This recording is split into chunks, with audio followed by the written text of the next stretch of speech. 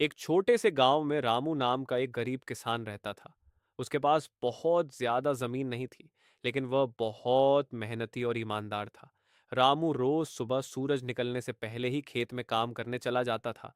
चाहे गर्मी हो, सर्दी हो या बरसात, वह कभी अपने काम से पीछे नहीं हटता था। गांव के कुछ लोग रामू का मजाक उड़ाते थे। वे कहते थे, इतनी मेहनत करके भी तुम्हें क्या मिलेगा? तुम्हारे पास तो बस छोटा सा खेत है। लेकिन रामू उनकी बातों पर ध्यान नहीं देता था। वह हमेशा कहता था, मेहनत करने वाले को एक दिन जरूर फल मिलता है। एक साल गांव में बहुत कम बारिश हुई। ज्यादातर किसानों की फसल खराब हो गई। लोग परेशान हो गए और सोचने लगे कि अब क्या होगा। लेकिन रामू ने पहले से ही अपने खेत में एक छोटा कुआं खुदवाया था और पानी बचा कर रखा था। उसी पानी से उसने अपनी फसल को बचा लिया।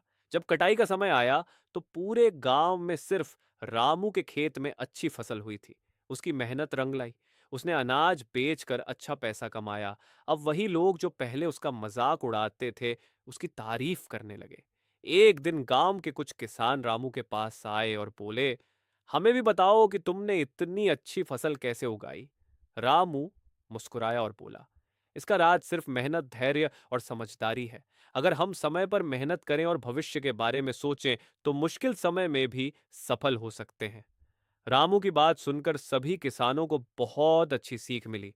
उन्होंने भी तय किया कि वे अब मेहनत करेंगे और अपने काम को ईमानदारी से करेंगे।